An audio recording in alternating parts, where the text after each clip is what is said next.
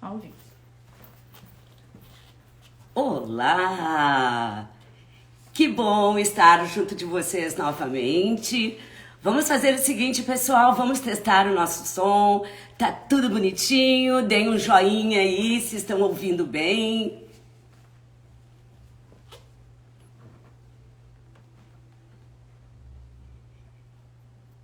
Ó, quanta gente bacana entrando! Nossa, quanta responsabilidade, hein?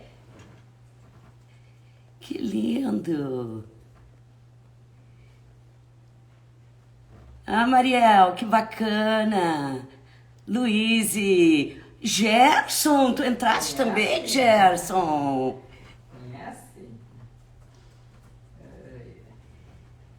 Estão ouvindo bem, gente? Tá tudo direitinho?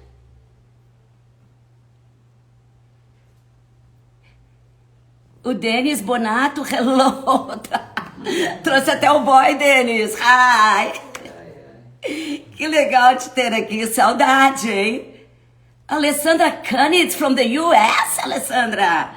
Direto dos Estados Unidos ou tá em Canoas? Mara! Ó, Mara! Tudo ótimo! Oi, Dani! Vocês estão vendo bem? Tranquilo? Então, gente, vamos nos organizando, né? Enquanto as pessoas estão entrando. Nós vamos falar por uns 30 minutos, 35 minutos. Oh, Alessandra from the US, ok. Que legal, Alessandra.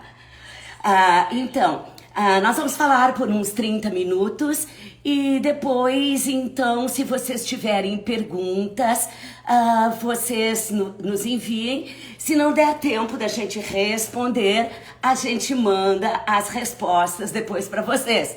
Combinado? Que legal que estão ouvindo bem. A Lisiane Manfroy, um beijo, Lise!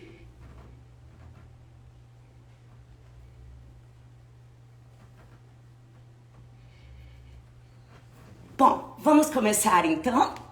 Prontos? O título de hoje, o tema de hoje, é um tema apaixonante. A gente vai ter uma visão ampla, talvez, do tema, mas é algo sobre o qual a gente tem que se debruçar e estudar muito.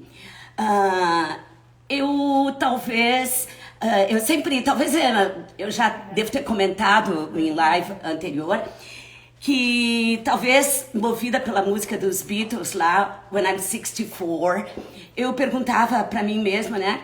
O que vai acontecer comigo quando eu tiver 64? Passei de 64, né? Tô no 65. Mas um dado interessante aconteceu. Aos 64 anos, pela primeira vez, eu entrei mais a fundo no tema virtude e força de caráter, ou virtudes e forças de caráter. E aí começou a ser um turning point, né? Uma virada na minha vida. É um dos pontos que eu mais gosto, é um ponto essencial, e eu espero que vocês também venham a se interessar, porque hoje é, inclusive, uma provocação para vocês buscarem mais informação, para daqui uns 15 dias nós falarmos sobre psicologia positiva, enfim, outros aspectos que entram também dentro do escopo que nós estamos abordando, né? A gente está abordando. Bom, eu não sei se vocês sabem exatamente o que é uma virtude, ou o que é uma força de caráter, ou o que são as virtudes, o que são as forças de caráter. Nós temos aqui um caráter filosófico desde a Grécia Antiga, né? Então nós temos definições para filósofos diferentes sobre as virtudes, sobre a felicidade. Para Tales de Mileto, lá nós podíamos dizer, sintetizar, no corpo. Aristóteles já dizia que a virtude das virtudes era a felicidade, e também traz a questão da eudaimonia, dos daimons, né? Que são os talentos, as capacidades que nós temos. Mas também a questão de força de caráter e virtude, ela tem muita influência religiosa, cultural, política. Então, hoje, na nossa conversa, nós vamos deixar de lado todas essas questões. Nós vamos abordar dentro da psicologia, com o viés na psicologia positiva, então, dentro do conceito da psicologia positiva, o que é, então, a virtude, o que é a força de caráter. Combinado? Então, vamos deixar fora questões políticas, questões religiosas, questões culturais. Outro dia eu até comentei com vocês que ao perguntar numa reunião de pais o que os pais queriam para os filhos, a totalidade queria felicidade, não queria frustração. Bom, nós não vamos perguntar para pais agora, mas eu vou perguntar para vocês. O que vocês querem da vida? E a gente vai e diz, eu quero ser feliz. Eu quero ser feliz. E a busca pela felicidade e a busca por um sentido, o significado da vida, são dois fatores de extrema busca, de uma busca constante ao longo dos tempos, ao longo da história e ao longo dos anos, não é? E hoje há uma busca quase que frenética pela felicidade. As pessoas, inclusive, acham que a felicidade a gente pode comprar, não é? A gente pode pegar emprestado, isso é felicidade. Mas o que é a felicidade? Às vezes as pessoas confundem prazer com felicidade, alegria com felicidade. E nós sabemos que prazer é uma coisa volátil, não é? Acontece num momento e foi, ele não fica. Assim como a alegria, tem um momento que aconteceu algo legal lá, ganhei na Mega Sena, não sei o que mais, é um momento de extrema alegria, um calorão danado, eu caminhando por um local, vejo lá um sorvete bem ácido de limão, vou lá e mata aquela minha sede, eu tenho um prazer, uma alegria imensa, mas aquilo ali vai. Então, a felicidade é diferente. A felicidade, ela é mais constante. E a felicidade, aliás, ela é uma decisão. Porque muitas vezes, eu não sei, claro que praticamente todos vocês assistiram A Procura da Felicidade, né? Lembram da história do filme? E na realidade, quando é que ele encontra a verdadeira felicidade? Quando ele começa a jogar com o filho e dorme na estação do metrô e cria heróis, cria personagens, histórias com o filho, ele vai descobrindo algo que até então estava dentro dele, talvez congelado lá, adormecido. Faz sentido isso para vocês? Então, nós muitas vezes achamos que a felicidade, tem gente que diz, eu procuro a tal da felicidade, não encontro. Pois é que a felicidade é algo que está lá dentro da gente. Então eu não vou encontrar fora de mim. Fora da gente nós não vamos encontrar. E nesse momento pandêmico em que estamos vivendo, o número de pessoas infelizes é extremo. O número de pessoas deprimidas é extremo. As taxas de aumento de suicídio são assustadoras, inclusive numa população bem jovem. Nós que lidamos com educação, a gente fica em pânico às vezes. Então, o que está acontecendo? As pessoas buscam uma felicidade e não encontram. Buscam uma vida perfeita e não encontram. Tem espelhos, tentam se espelhar em algumas pessoas, em algumas situações e não se veem refletida. Qual é a questão? Hipócrates diz que as pessoas devem saber que não de outro lugar, mas da nossa mente vem a alegria, a contemplação, a felicidade, até a lamentação. E Maslow, antes até nós estávamos falando aqui a importância de Abraham Maslow, né?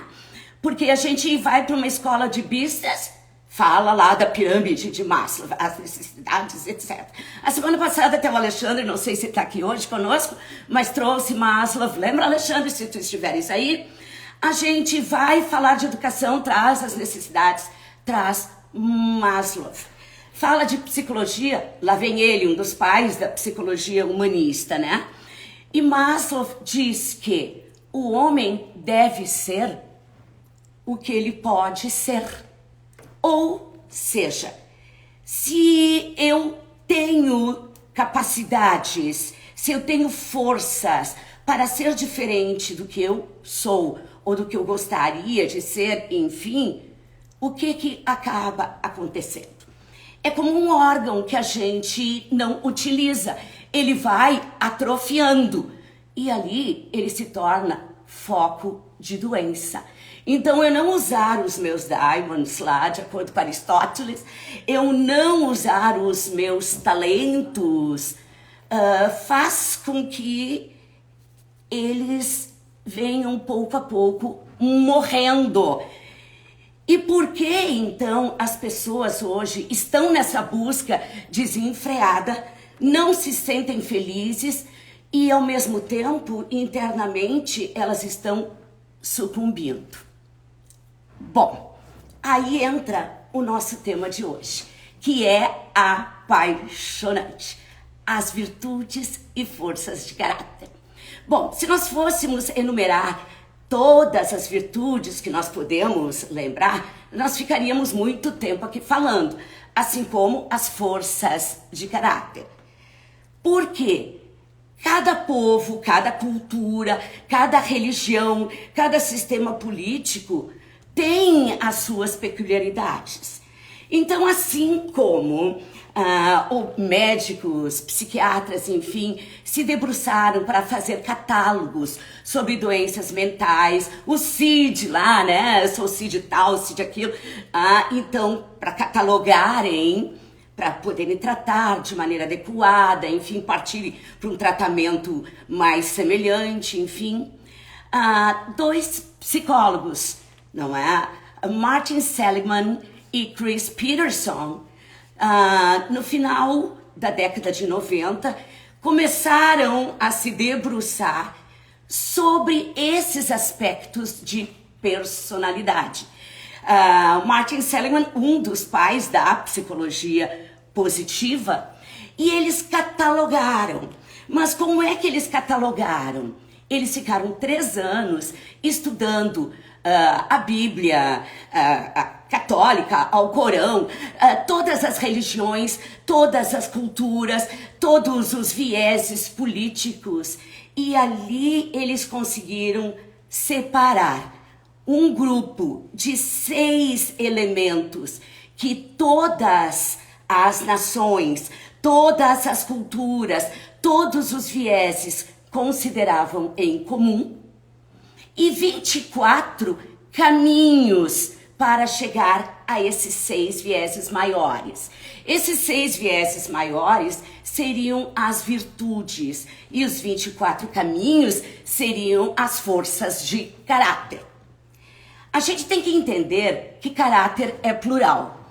E eu pergunto para vocês, será que a gente sabe exatamente o que é um caráter? Alguém aí sabe exatamente o que é um caráter? Bote uma joinha aí para nós. Porque a gente às vezes julga, né? As pessoas assim, não tem caráter. Uma baita falta de caráter. Ele mentiu. Uma baita falta de caráter. Ou ele fez algo errado ali. Uma baita falta de caráter. Se a gente parte da premissa de que caráter é plural, será que uma atitude ela é sintoma de um caráter adoecido, um caráter todo negativo?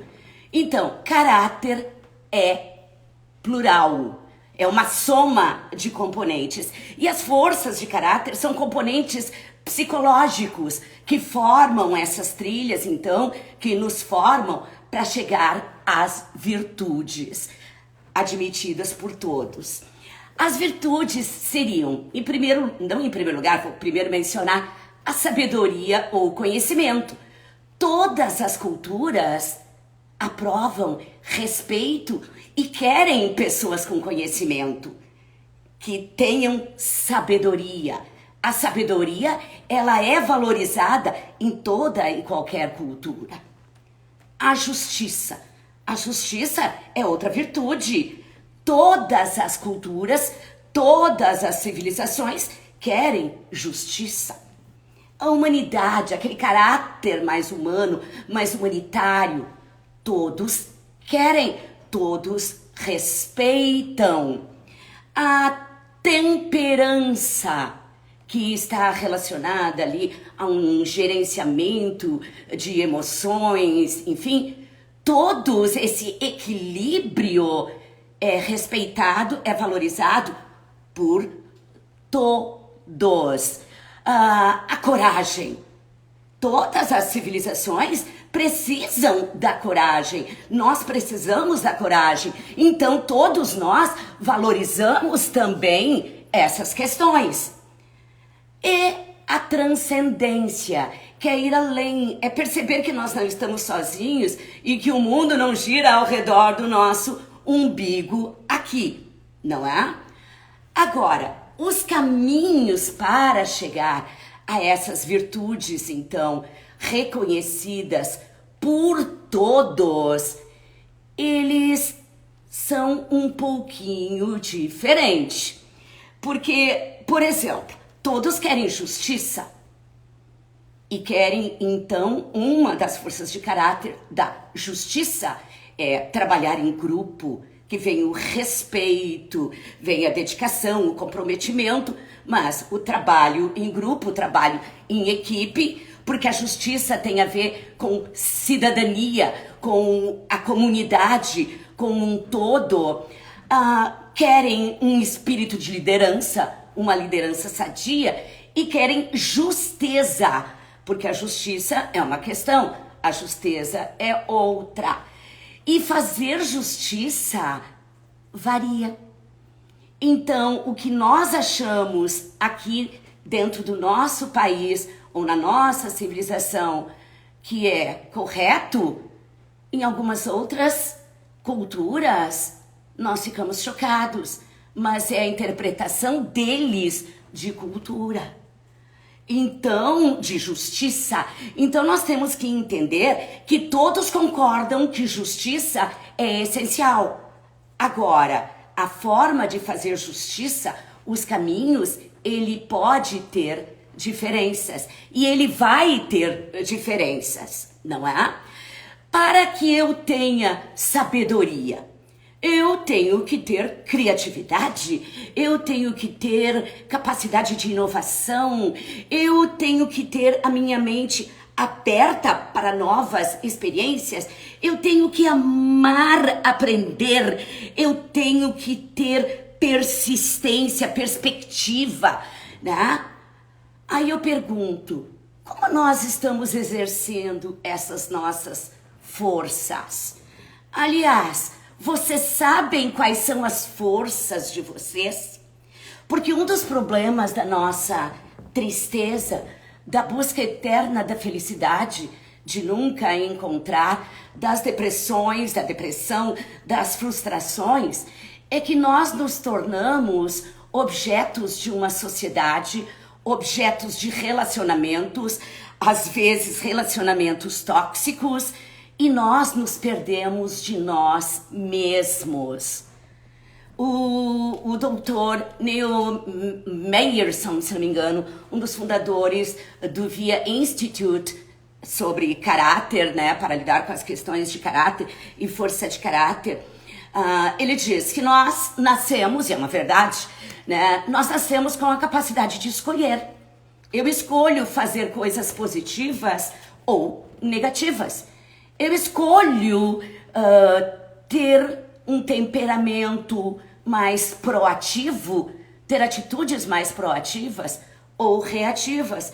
Assim como também eu escolho ter relações mais transacionais, né? Como se fosse um negócio, eu te dou algo, tu me dá algo, tu dou aquilo ali, tu me dá aquilo ali. Vamos lá, tem que haver um benefício. Agora, eu também posso me relacionar de maneira transformacional. E dependendo da ascensão que a gente tem sobre as pessoas, essas pessoas vão se moldando não como elas gostariam de ser, mas por força de todo um contexto. E elas se perdem, como eu falei um minuto atrás, elas se perdem de si, né? Então, eu não sei se faz sentido para vocês. Uma das minhas forças de caráter, quem trabalha comigo sabe disso, né? Quem convive comigo em bases mais frequentes, diárias, sabe disso. Uma das minhas piores forças de caráter, das minhas virtudes, é a temperança. E a temperança, para que a gente tenha temperança, a gente tem que ter, assim, a capacidade de perdoar, a gente tem que ter humildade, a gente tem que ter prudência e a gente tem que ter autocontrole.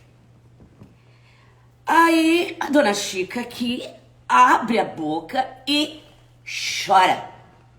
Porque depois eu vou falar um pouquinho de forças de assinatura e coisa do tipo para vocês.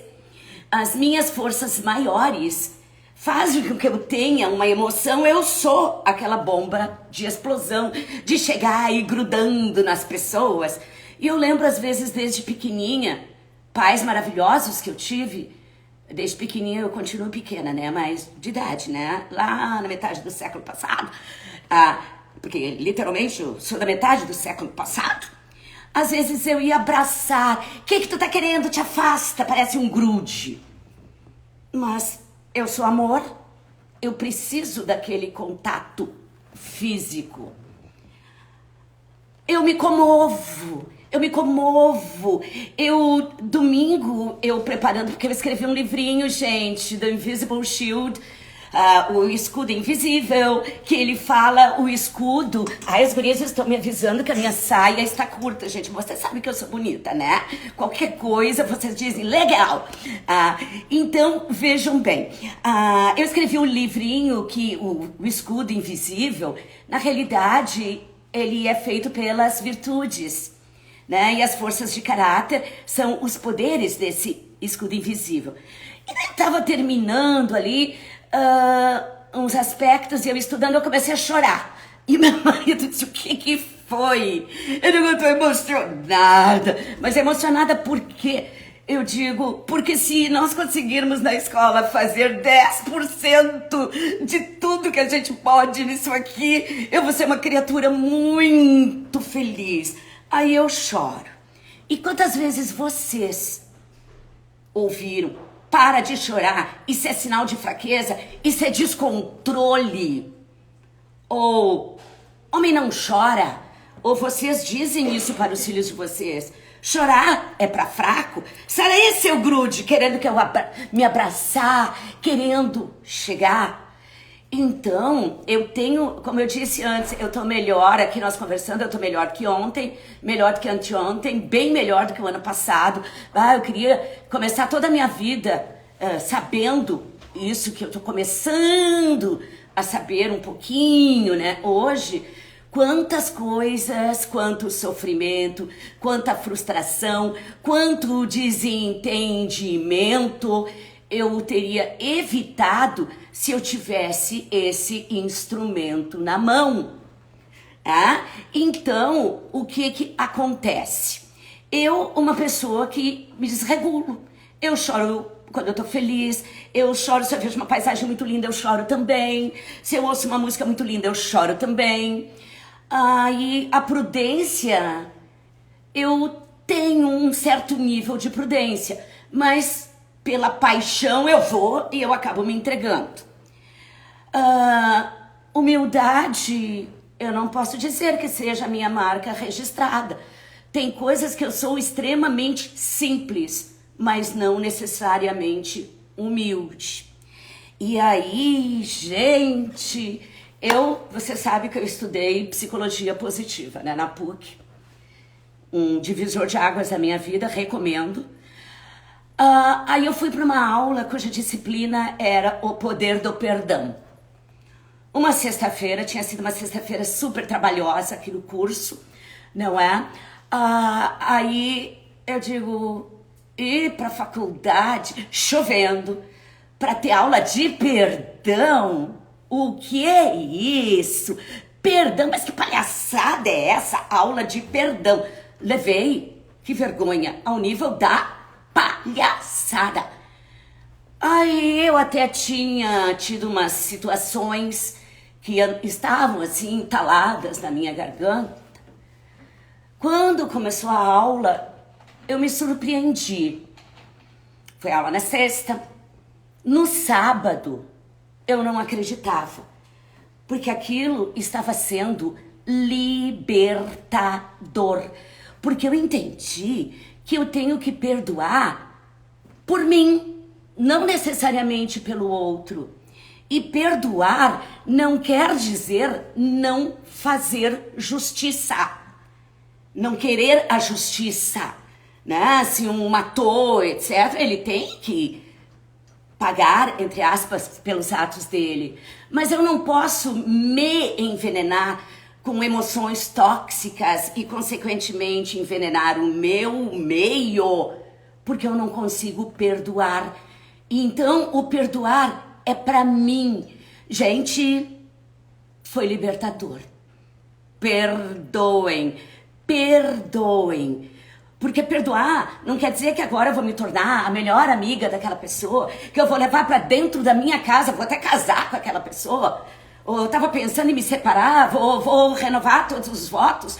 Não é isso, não é isso.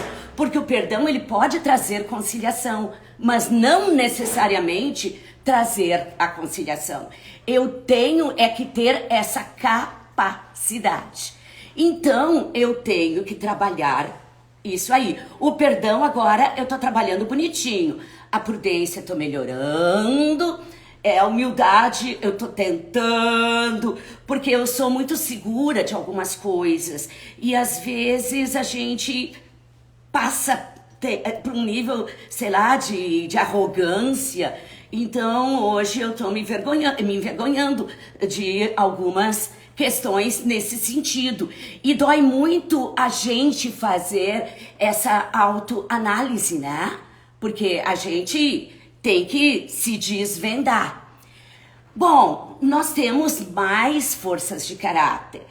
Para a coragem, eu tenho que ter bravura, mas aqui, por exemplo, a bravura, a gente ensina para as crianças, não é sair atrás de confusão, não é sair atrás de briga. Muitas vezes a maior bravura está em engolir seco aquilo ali.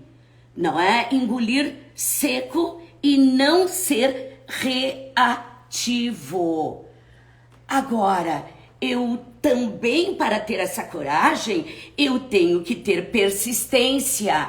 Porque às vezes a gente tem que ter coragem de sair de uma situação que a gente está habituada a enfrentar. Por exemplo, o bullying. A pessoa tem que ter coragem para fazer o enfrentamento daquilo ali. Ou para não responder a uma provocação. A gente tem que ter coragem. Num meio em que todos ali estão usando droga, sei lá o quê, porque quem disser que nunca teve num grupo onde as pessoas estivessem usando, nunca foram num show, etc, etc. Então, muitas vezes nós temos que ter coragem para dizer não. Então, nós temos que analisar quais são essas forças do nosso caráter. E nós temos que ter humanidade, que é outra virtude. E essa humanidade, ela está ligada com a empatia, com a inteligência social, se colocar no lugar do outro, é ter a agradabilidade, é fazer com que o outro se sinta bem com a gente, é expressar gentileza. Isso faz sentido para vocês? Aí a força da transcendência. A força da transcendência, ela é perigosa e a gente tem que ter coragem de falar. Porque hoje, ainda mais num momento de tanto estresse, o isolamento social, ele leva as pessoas a essa situação de impotência, de estresse e de infelicidade. Porque as pessoas, elas fogem das suas relações, elas não podem estar ali para fugir do vírus, né? Elas não estão se relacionando. Então, é um momento de sofrimento se psiquicamente, se emocionalmente, nós não soubermos usar esses guerreiros aí que nós temos, não é? Esses nossos soldados. E a força da transcendência, ela faz com que a gente saia do mundinho da gente, ela faça com que a gente perceba que não está só. Ela tem a questão da espiritualidade, não necessariamente religiosidade. Ela lida com propósito. Como no início a gente falou que as pessoas buscam lá o sentido da vida e buscam a felicidade. Elas não sabem o que é a felicidade e não têm propósito para a vida. Então, como é que elas vão transcender?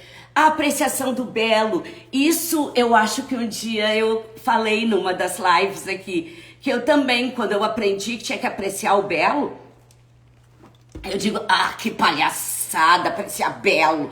Mas daí depois, não é? Eu fui estudar e daí eu vi o que é o belo. O belo é a ordem também, é a organização, é bem, que forma bem-estar, é observar os padrões da natureza. E aí nós temos que agradecer, gente. Agradecer. Eu tenho diariamente, mas isso já faz algum tempo, desde quando eu tinha 49 anos, então 15 anos, 16 anos, quando eu tive a primeira vez, o primeiro episódio de câncer, eu comecei a agradecer eu ter vencido aquela batalha lá, não é? E agradecido eu ter condições de ter enfrentado, né, aquela questão toda. Então, o agradecimento tem até uma técnica muito simples, com toda uma comprovação científica, que é a gente fazer o pote da gratidão.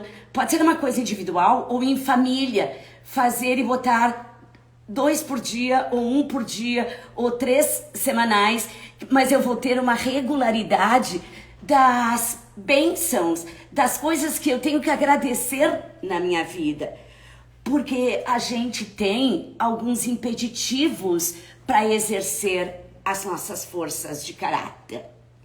As forças de caráter, elas não são habilidades, não são talentos que a gente vai lá e exercita. Não, elas valem, elas existem por si só. E a força de caráter, eu não exerço para ter uma recompensa. Não necessariamente. A força de caráter, ela leva para o bem, para o bem do meu meio, para o bem maior. Eu tenho que sair de dentro de mim. Se eu penso só em mim, eu estou sendo egoísta. Então, eu não estou usando humanidade, não estou usando respeito, enfim, não estou transcendendo, não é? A força de caráter também, ela se mostra estável ao longo da vida. Não é achar que é polianismo, né? O mundo de Poliana, né? Eu só vou focar no positivo, como aquela questão também, né, do positivismo, que tem todo um viés sociológico e não sei o que mais das quantas, que não é o que a gente está falando. Não é focar que agora eu vou mentalizar a Ferrari, daqui a pouco ela está aqui do meu lado, porque eu acredito, né? Eu sou positiva. Não é isso. É estar seguro que mesmo diante das adversidades, eu posso ficar bem. Eu posso construir, porque a felicidade ela é um construto, né? Eu posso construir essa felicidade. Então, a força de caráter, ela, ao longo da vida, tem momentos que uma se manifesta mais, outra se manifesta não tanto. Por exemplo, durante uma gestação, ou ganha um nenê. óbvio que a gente sai de dentro, que a humanidade, que a sabedoria, a gente busca o conhecimento, tudo, a gente vai dando força maior. Agora, quantas vezes nós fomos podados? Eu sempre fui chorona, eu sempre fui emotiva, eu sempre fui feliz, entre aspas, mesmo com adversidades, de dançar, vamos lá, humor é uma força de caráter, né? E aí, o que acontece? Para de rir, isso é forçado, tu tá forçando, tu tem que ser assim. Eu tenho uma vitalidade extrema para minha idade. Aí eu tenho o rótulo de que eu sou ansiosa. Eu tenho momentos de ansiedade. E tem momentos que eu me torno mais ansiosa por as pessoas estarem me atribuindo todos os rótulos que elas acham que eu sou. Porque sempre é mais fácil de olhar para a gente olhar para o outro do que olhar para si. Aí eu pergunto para vocês, né? Vocês sabem quais são as forças de caráter para vocês? Tem um teste chamado Survey, a pesquisa Survey do VIA Institute, né? Que ela vai trabalhar, é um questionário, vocês vão levar uns 15 minutos para fazer. E lá vocês vão ter as 24 forças de caráter de vocês colocadas em ordem. Nós temos o que se chama de força de assinatura. E essas forças de assinatura, entre às vezes um autor ou outro, elas modificam, uns dizem, não, são as 5 primeiras, são as 7 primeiras, mas vamos dizer que elas vão até em torno da 7ª força. Eu, quando fiz o teste, a minha força de caráter número 1 é amor. Isso não faz de mim aquela pessoa, ai, mas ela é só amor. Não, não é só isso. É um lado humanitário que se desenrola, são outras questões. Aí, o segundo, ele alterna. É criatividade ou vitalidade. A minha 4ª força de caráter, ela é o amor pelo aprender, né? Então aquela curiosidade, e a curiosidade é outra, é a 5ª, e o humor aliado a um critério, um senso de justiça. Já viram a complicação, né? Porque eu tô sempre querendo criar, e daí um problema que a gente tem, porque nós temos essas características, e eu tenho que me controlar todos os dias, porque a gente tende a achar, e quem convive comigo sabe disso, a gente tende a achar que todos têm que ter as características da gente. Como eu tenho vitalidade e criatividade, eu sou muito rápida para tudo. E daí eu acho e eu me irrito quando as pessoas não respondem com aquela mesma agilidade. Então eu tenho que dominar, eu tenho que trabalhar a minha autorregulação, que está lá pelo número 20. Né? E aí essas forças de caráter, dependendo do momento, essas forças de assinatura, com todas as outras, elas se movimentam.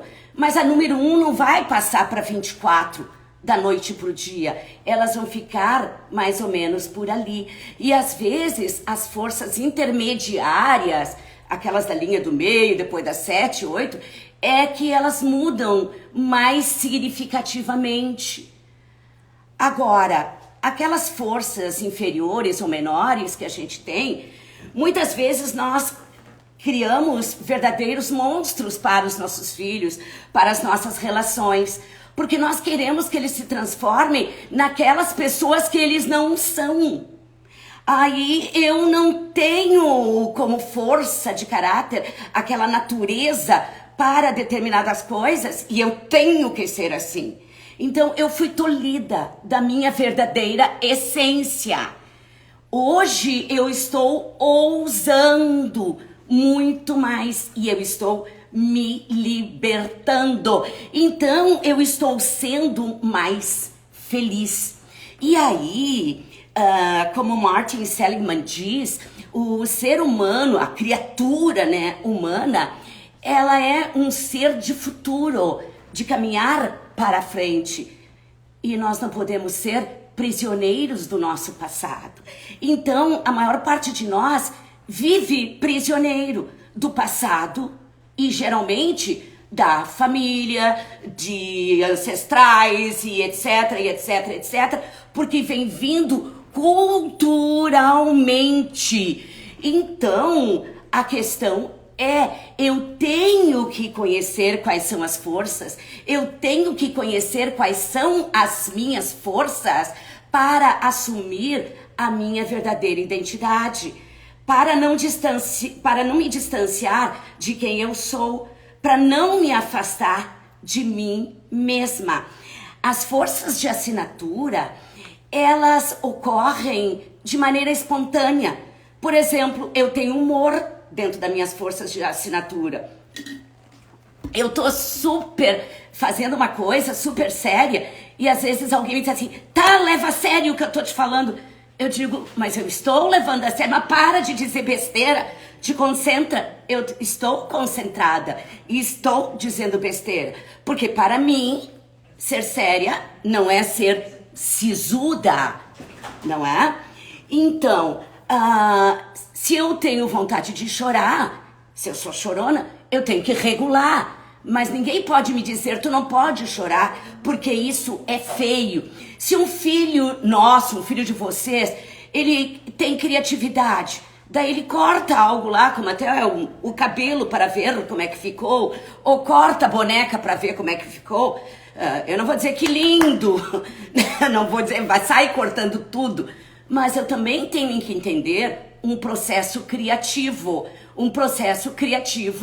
dele. Então eu tenho que estimular. A cozinha é um laboratório de criatividade, porque aliás, as forças de caráter, elas são como os elementos, os temperos de uma cozinha. Nós vamos fazer uma salada lá, digamos que é a nossa sabedoria, a virtude da sabedoria. Quais são os ingredientes que eu vou botar lá dentro? E aí, sabe o que é legal? Porque nós todos temos essas 24 forças dentro de nós. E elas são combinadas dentro de nós e de acordo com os tempos, os momentos que nós estamos vivendo, de maneira diferente. E essa combinação nos torna únicos. No filme Ratatouille lá, o ratinho dizia que ele gostava dos humanos porque eles experimentavam os sabores, eles ousavam. E algumas pessoas mostram as forças de caráter como se fossem elementos da tabela química, da tabela periódica. E de certa forma, é uma maneira bastante interessante de apresentar. Por quê? Assim como elementos da tabela periódica lá, né? H2O. Eu tenho 2H para um O, eu formei o elemento a água. H2SO2, eu criei um ácido X sulfuroso, o H3 é sulfídrico, se não me engano, né? Eu vou criando elementos, nós também, se nós somamos, não é a prudência, mas com bravura, né? Com a coragem, com a curiosidade, não é? Olha que formação linda, que ser lindo e único nós estamos trabalhando. Então, a minha mensagem, né, digamos assim, hoje, né, não uma mensagem, mas antes de nós irmos para as perguntas, então, descubram quais são as forças de vocês. O teste do VIA Institute, o teste das forças de caráter. Tentem se descobrir, estudam e com certeza um dos objetivos das forças de caráter é fazer, e o uso das forças de caráter para atingirmos a virtude, é para que nós possamos florescer, termos a nossa felicidade plena, que inclui adversidade, uma série de coisas, mas nós podemos sim florescer. E a nossa sociedade, o momento que nós estamos vivendo, nós precisamos ter essa luz para não adoecermos mais. Então, gostaram da provocação? Se gostaram, deem o joinha aí. E nós temos alguma pergunta, gente? Tem comentários. Tá. A Vicky Schmidt disse que aprender a perdoar é uma tarefa muito importante, porém difícil. extremamente difícil. Extremamente difícil. E sabe por quê? Foi a Vicky? Vicky Schmidt. Foi a Vicky. Oi, Vicky, querida. Sabe por quê? Porque nós temos os opositores das forças de caráter. Nós temos uma questão chamada sociabilização, o meio que a gente está, porque às vezes tu ficas, entre aspas, com vergonha de perdoar porque é uma fraqueza, ou tu foste culturalmente ensinado que não podes perdoar. Não é que tu tens que ser assim até para seguir uma tradição, um modus operandi, não é? No qual ali tu estás acostumada a conviver. Nós temos uma coisa horrível chamada negative bias, aquele viés negativo. Nós focamos no negativo. Então, por exemplo, é difícil perdoar. Sim, é difícil. É extremamente difícil. Sim, é extremamente difícil. Mas é muito, muito difícil. Sim, é muito, muito difícil. Mas é possível. É possível.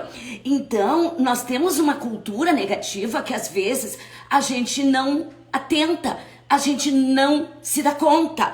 Né? Até para um filho, eu vou fazer tal coisa, mas isso é muito difícil para ti com essa idade que tu tem, mas quais são as capacidades dele? Porque a gente só vai ser feliz quando a gente atinge o equilíbrio dos talentos que a gente tem, o talento para música, o talento para dança, o talento para ginástica, o talento para cozinha, os diferentes interesses pela literatura, pela culinária, pela música, pelo ser humano, com os recursos externos que a gente tem que ter, utilizando, maximizando as nossas forças de caráter, porque é uma questão de decisão, eu escolho, é uma questão de escolha, eu atinjo a felicidade, eu atinjo o equilíbrio, mas as pessoas, a primeira coisa, vamos fazer tal coisa aqui. Não é? É como às vezes, por exemplo, nós temos uma escola, às vezes a gente pega um exercício e a gente olha ali e diz assim, meu Deus, isso é muito difícil, eu nem vou fazer porque não vai dar certo. Aí não deu certo mesmo, eu não tentei, e daí eu tento com uma turma só, deu errado naquela turma, mas será que era a atividade em si? Ou a turma não estava num bom dia, ou eu não estava num bom dia, ou a técnica que eu utilizei, ou um somatório de tudo isso aí. Então, a gente tende a ver o negativo e o pior. A gente fica cego para o positivo. Aí uma pessoa faz 3.599 coisas positivas na vida e quando ela faz uma negativa, nós condenamos, nós não perdoamos, Vicky, nós achamos que não é justo, nós sofremos e tudo mais. Então nós entramos num sofrimento emocional, nós ficamos vítimas daquele passado, porque o passado é ontem, mas ele me fez isso ontem. Então eu fico escrava do meu passado ou de crenças com as quais eu fui criada, que eu tenho que me libertar. Então, ao nós nos reconhecermos dentro das forças de caráter, ao reconhecermos a nossa essência, a nossa verdadeira constituição, quem nós somos, e nós entendemos que caráter é para o bem, não é?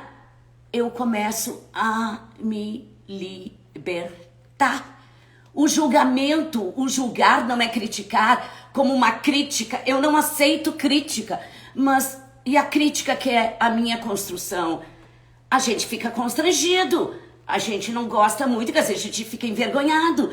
Mas quem vai nos fazer uma crítica real? Quem nos ama, quem quer que a gente cresça, né?